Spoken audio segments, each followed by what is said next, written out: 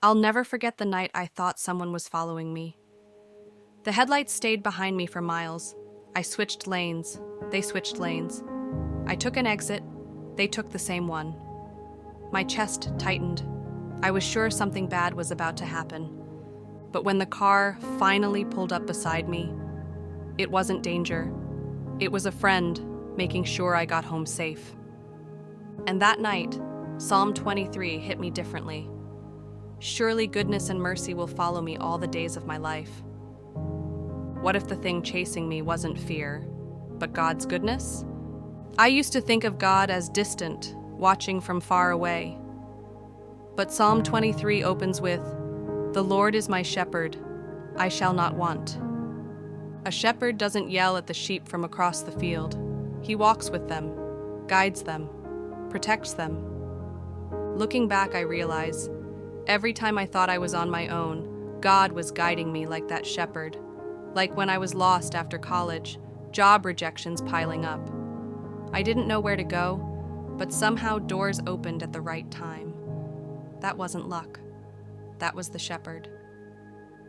He makes me lie down in green pastures. He leads me beside quiet waters. I laughed at that verse once.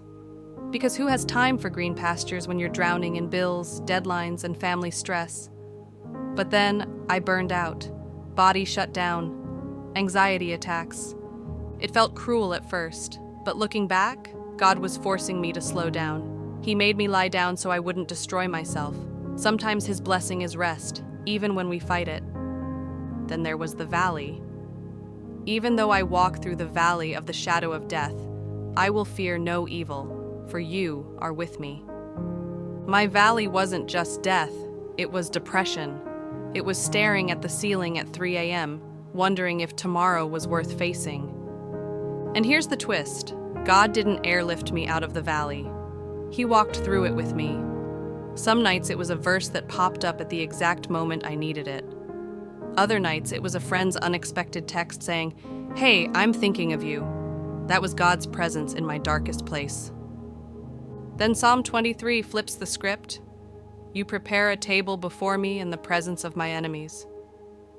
At first I thought, God, why not just remove the enemies? Why set the table while they're still here? But then it happened. At work, I was surrounded by doubters, people whispering behind my back. And in that very season, God brought opportunities that set me apart.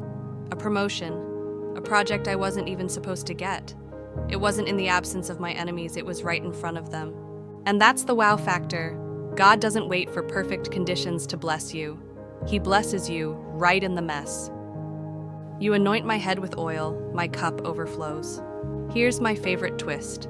Surely goodness and mercy shall follow me all the days of my life. I used to live with a scarcity mindset, always afraid I'd lose, always afraid it wasn't enough. But when I finally trusted Him, it wasn't just enough, it was overflow. I prayed for one open door, and He gave me 3. I asked for healing in one area, and He restored my whole family. God doesn't deal in minimums. He's the God of overflow. Here's my favorite twist. Surely goodness and mercy shall follow me all the days of my life. I used to picture fear chasing me, shame chasing me, failure chasing me. But Psalm 23 says it's goodness and mercy chasing me down. And when I look back over my life, the times I should have lost it all but didn't, the times I walked away but somehow got pulled back, I see it. Goodness, mercy, always following. So here's the story. Psalm 23 isn't about sheep on a hillside. It's about us.